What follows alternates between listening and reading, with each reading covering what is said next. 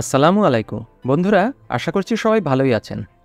Xavi Hernandez, a legend on the making, একসময়ের খুব কাছের বন্ধুদের চেয়ে বার্সেলোনা ক্লাবকেই উপরে রাখলেন।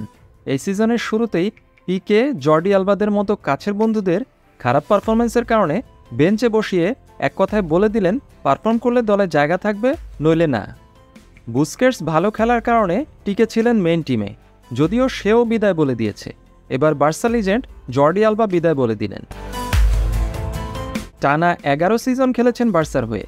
রিয়াল মাদ্রিদের বিপক্ষে শেষ মিনিটে মেসিকে করা ক্রস সহ অসংখ্য গোল্ডেন মোমেন্টসের জন্য এই জর্ডি আলবা অবিস্মরণীয় হয়ে থাকবেন। এর মাধ্যমে প্রায় নিশ্চিত হয়ে গেল মেসিও আর বার্সায় ফিরছেন না।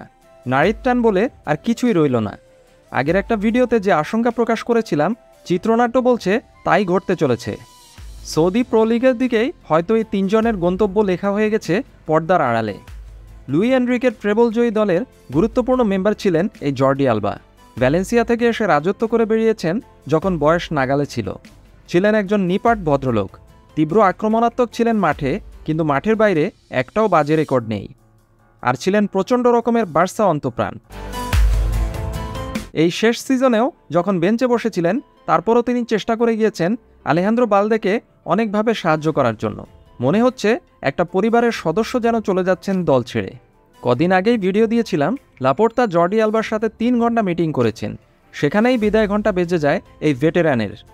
ভালো থেকো বন্ধু, যেখানেই থাকো। মেসির ট্রেনটা আস্তে আস্তে স্পেন থেকে ঘুরে হয়তো সৌদি আরবের দিকে চলে যাচ্ছে। কি আর করা, জীবনের সব চাওয়া তো পূরণ হয় না। বার্সার জার্সিতে মেসির আর একবার ক্যাম্প নুতে দেখার স্বাদ হয়তো অপূর্ণই থেকে যাবে।